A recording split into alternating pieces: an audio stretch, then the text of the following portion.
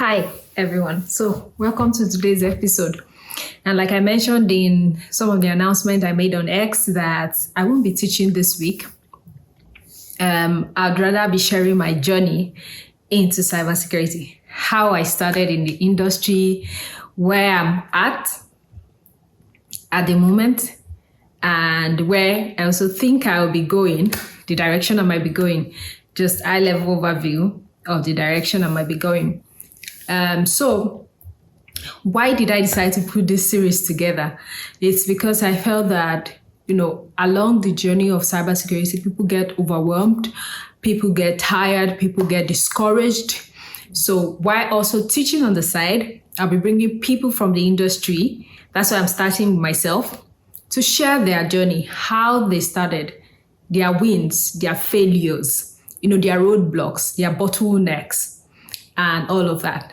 So that you can know that whatever you're feeling, people who have gone ahead also felt the same, but they never gave up. So stay tuned.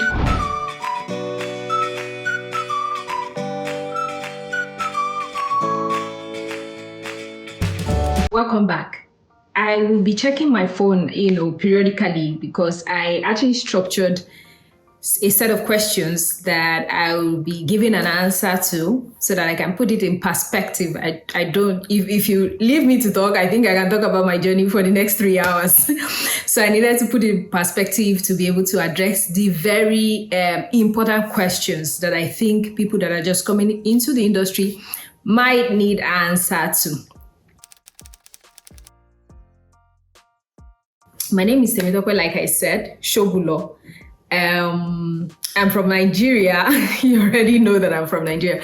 I'm from the western part of Nigeria, from Ogun State, Abeokuta to be precise. Yes, I'm a cybersecurity professional. What is my current role at the moment? I currently work with a Danish company where I'm working in information security team under the GRC, the governance, risk, and compliance. And what do I do in my company day to day? I train people on cyber awareness. So I'm like the cyber awareness trainer, you could say. And also on this side, I write, policies. I also deal with, different ad hoc, activities as needed in the team. But generally, I'm on the governance, part of the team. That's what I do.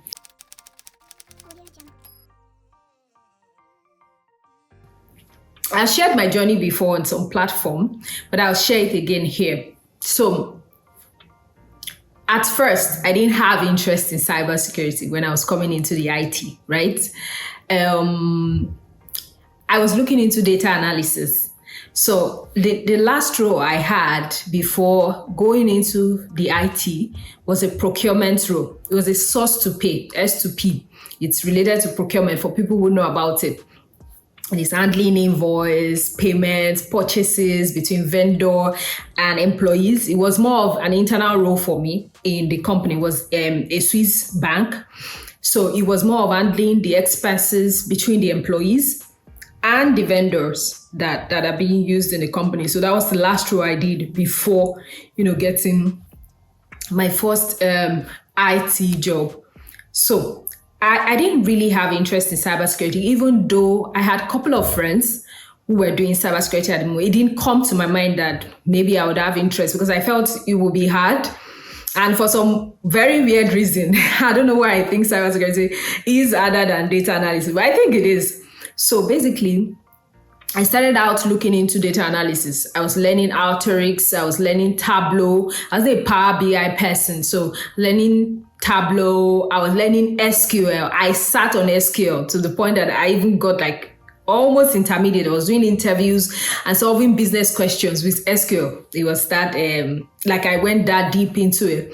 But by the time I got my first role, how you would know I was looking more into data analysis was the name of the role ended with data analyst, but the role was closer to cybersecurity than data analysis.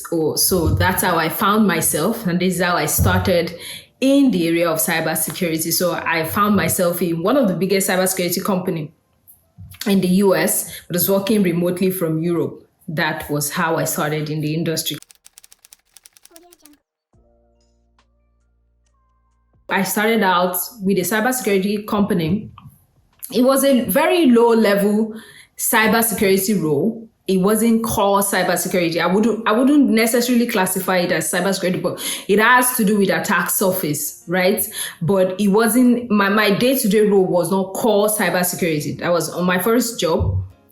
This is how I started. And then I used about 2 years in the company. I was trying to get, deeper. At that point, when I started the role and I saw it was closer to cybersecurity, I started to learn about cybersecurity. So that was the moment I did the switch from data analysis to cybersecurity. And I was always having bottleneck in data analysis because of Python. I was always having problem with Python. So because of that, I decided, okay, you know what?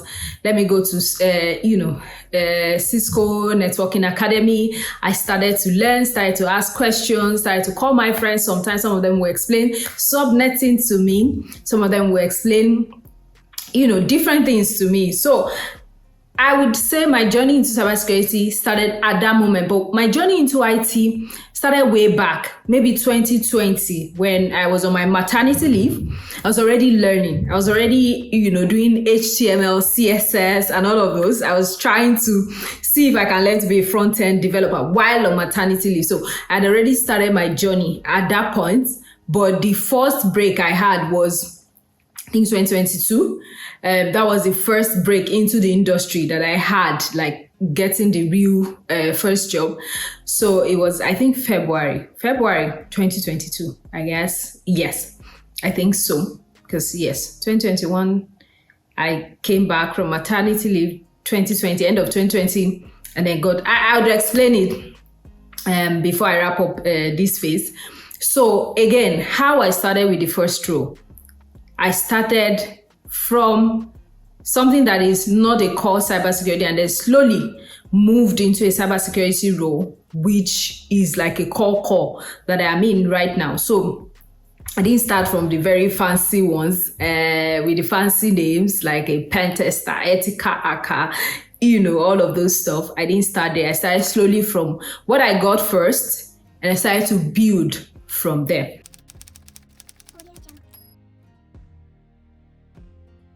I faced a lot of challenges, I would say, between getting the first role and between getting the second role that I am in right now. It was a lot.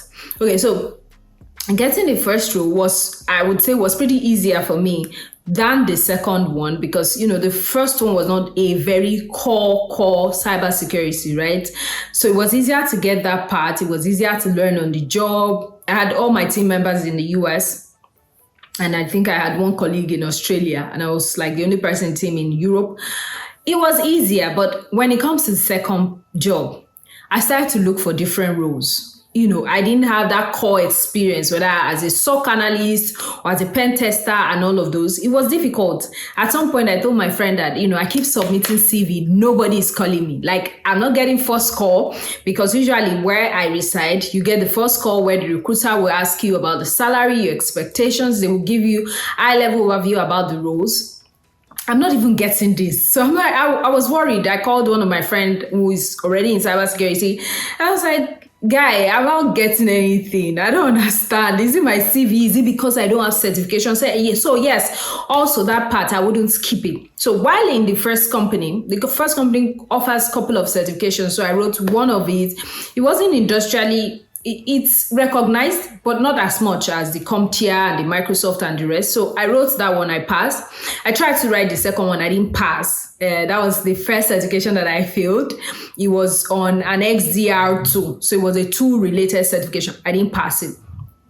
I still remember the day that I was supposed to write it. I had to pick my son very late at night, keep him with somebody because you know how online certifications are. Any movement or noise, they'll cancel the exam. And, after failing the exam in the midnight, I usually write most of my certifications in the midnight. I think I had written all my certifications except one. So I had to go pick him up at 6 a.m. again from the person, that pain of you prepared for this exam. Maybe I didn't prepare so well, but I failed the exam. I had to pick him up and the rest. So as at the time I was looking for the second job, I'd not had any very recognized, certification. And at some point I told my friend, I'm like, maybe because I don't have a degree in IT, Or maybe because, I don't have any certification that is recognized. Everything they put in the job description, I don't have it. They would ask for Security Plus, CISA Plus, CEH, SSP, CISM, and the rest. I don't have any of those. So at some point, I picked up a Udemy course on Security Plus and CISA Plus. I did it. I added it to my CV. I don't have the certification, but I've gone through the classes. I had the certification from Udemy. I added it and let them know it's Udemy. So I told my friend was like, try and change your CV, just work on your CV more. And I did. I followed his advice. And from there, I started getting interviewed. In the space of maybe 3 weeks, I can't count the number of interviews that I did. So it was like in a week, I was doing second stage of some, third stage of some, fourth stage of some, like that. And I did a lot of interviews that by the end of my interview wrap up, I already had 3 offers. One as a SOC analyst, they were even going to give me senior cybersecurity analyst, which I wasn't keen on taking because I felt like I don't know so much in the industry to have held that position. One was a SecOps engineer. And the last one was GRC, which is the one I eventually took. I fell in love with the company. So that is how my journey has been from the first role to where I am today.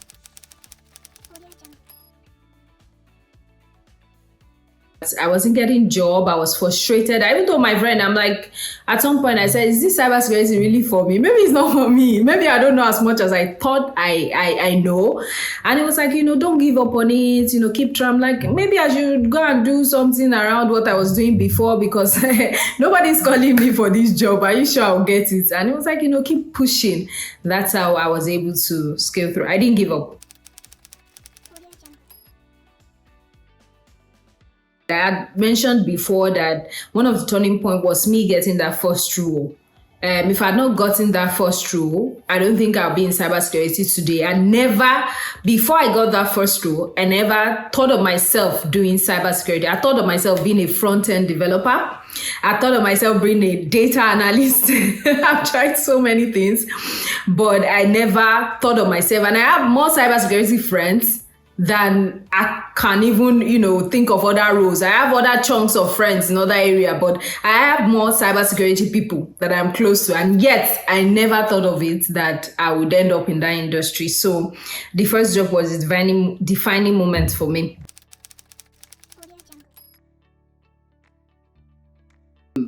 To be honestly, it's only one time that someone has really asked me about certifications. And when I told the person I don't even have it, I have that Udemy course that I did, they still gave me the job. It was a SecOps engineering role, and it was one of the toughest interview I'd done till date because I had 3 guys on the call, 2 from the US, 1 Black American, 1 white, and a Polish guy. 3 of them are core engineers. It was the toughest interview. My legs were literally shaking by the end of the interview. It is the one specific cybersecurity interview that I think I was literally on my toes. From the beginning till the end, they asked me everything around cybersecurity. And for that job, I was supposed to be handling something related to firewalls. Certifications, I am still big on the fact that certification is just for you to show what you already know. Certification is a proof of what you already know. It's just telling the company or the organization that I am, very knowledgeable in this area. This is a certification to show that I am knowledgeable. But if you pick up certification and they're asking you questions that you cannot answer, then it doesn't make any sense. So I would not. Even me writing certification was just me boosting myself. And of course, I got vouchers from the company I was working with, so it was easier. I wasn't using my money to really write those certificates. I don't think I'd use my money to write any of the certifications I've written. So it was easier because there was money, a source coming from somewhere, unlike having to use my money to write all those big certifications. So I wouldn't really say certification has been defining in my career so far. I wouldn't say a lot has changed for me. And this is because, yes, I know about technology advancements. I know about some of the things happening in the industry. I read about them, but I've not really had the enterprise experience with some of those tools. Sometimes I attend sessions, workshop, but because I am more focused around training people, so I do more of human security. And in the area of human security, is one thing. Attackers work on human emotions. So I just keep advancing myself in the areas that, attackers can be, very, very innovative in attacking people rather than the technology aspect. The technology aspect has grown so much from when I started till right now, but I've not had an opportunity to have hands-on enterprise experience. I mean, I build labs at home and work on a couple of things, but I've not had that enterprise experience, day-to-day role to work on those things. The most part that I find enjoying is sending out simulated phishing. I'm sorry, but like sending out simulated phishing is one of the best for me because I had to see myself as an attacker to be able to send out what I think would look like what an attacker would send. So if an attacker sits down and be like, okay, people from this industry and in this organization, how can I attack them? What will they be eager to click on the most? So when I'm sending out simulated phishing, this is also how I'm thinking. I don't feel happy when people fall for it because I'm also a trainer. So I feel like when people fall for what I send, then I'm not really doing a great job, because if I'm training them as much as I should, then the rate of falling for the tricks should be lower. So I'm on the two side, training them and then also trying to trick to see, how it works. But this is the best part of my job, to be honest. This is the best part of my job. What is the most challenging part of my job? Writing policies. Even though I have like wide knowledge across board, I could talk on threat and vulnerability management. I could talk on access control. I could talk on assets management. I could talk on so many things. I still find it very difficult. I'm not a good writer. Rather, I'm a good speaker than writing.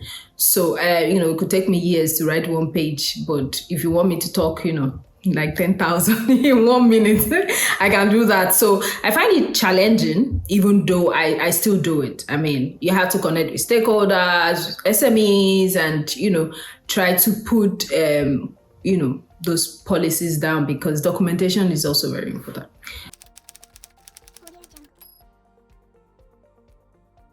This is like my best part. Yes, I do have a mentor. Her name is Blessing Usoro. That's her name. I also have a mentor in my company based on company program. But this is a mentor that has been there for me from day one. Day one, crawling into cybersecurity. She has been my mentor. She's a Black woman, a Nigerian Irish woman. I do run most things by her because most of the parts that I'm working today, she had gone through them. And, sometimes she'll tell me, I'd gone through those things so that you don't have to endure those things I endured when I was going through them. And she's my mentor. The place of mentorship is very, very important when it comes to cybersecurity. It is very important, especially with somebody you can identify with, that can identify with your journey. As for me, as a woman of color, I wanted somebody that understood me, that understood my challenges being in that industry, because also cybersecurity is not yet 50-50, when it comes to male and female. And that's what Women for Cyber Foundation is fighting on. I'm also a mentor for Women for Cyber Foundation. I'm mentoring 2 women at the moment, but this is what they are trying to fight for, that, we have 50% in the industry. So it's always very important that you have somebody to talk to, you have somebody to share the challenges with, you have somebody to talk to where you have bottleneck, you have somebody to, when I first started the job, sometimes I'll ask her questions and she'll be like, you need to create a path for yourself, you need to do this, you need to do that. And that has really helped me a lot, because when I started the job, I was a little confused. I'm like, what what am I supposed to do? All of those things, I keep calling her. She's like, you can do this, you can do that, and you can take it this way. I think you should do this. Oh, yeah, send this to me. So when she sent me some documents to look into, and she has been in the industry for a very long period of time, at least more than 12 years in the industry. She has been manager in companies like JP Morgan Chase and the rest. She's currently in MasterCard. So with that, for me, it was huge because I had seen somebody who's like a trailblazer for me. So the place of mentorship is very important.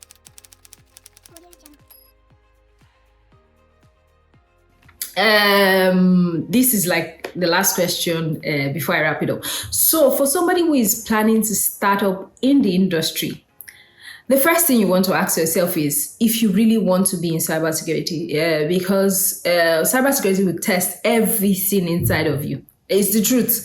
I know that people will be like, it's classism, you don't want people to join and all of those, bull crap. But it's actually the truth. It's actually the truth. There were days that I felt like crying.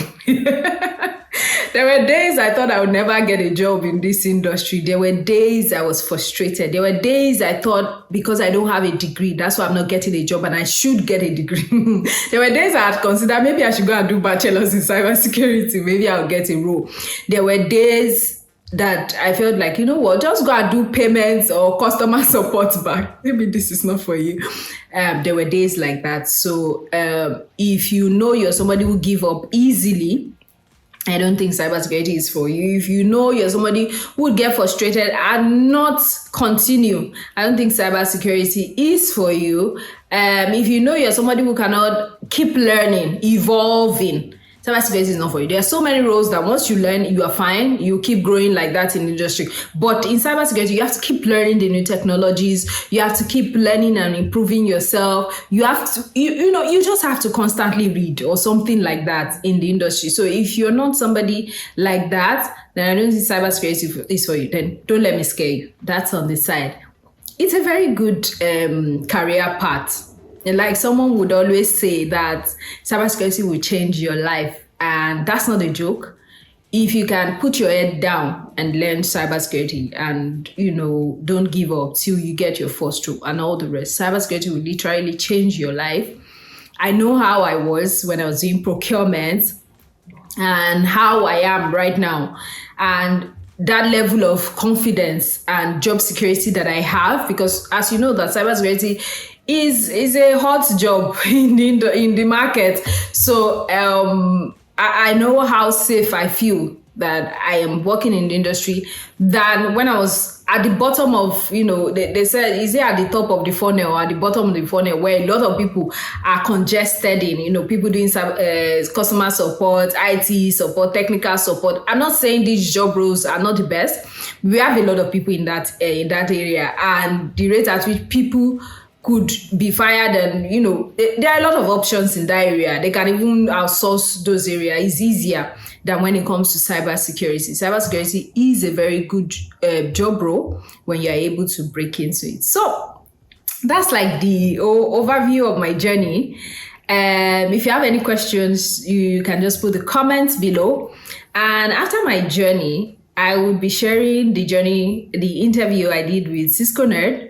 It's a very interesting one. I'm also excited to be the one doing the interview, and also excited that he's putting that information out there for people to know. I was shocked at so many things he said. I'm like, what? Are you serious? And, people are always thinking, because those people are up there, they had it easy, things were good for them from the get-go. Maybe some of them have owed money, and it's not the case in so many ways. It's not the case. So I'm also looking forward to publishing a story after publishing mine, so that you can know that, people started from somewhere. They also got frustrated, they failed. I remember this past week that, Dr. Reti shared on her timeline now that at some point she has done an exam that she failed before. So the same way you feel these people have felt it before, the same journey you're going through, maybe on a smaller scale, they are going through it on a bigger scale. So you're not alone. And that's why I'm putting this, out there. And I hope I get more professionals to sign up and do this Journey So Far series with me. So See you next time.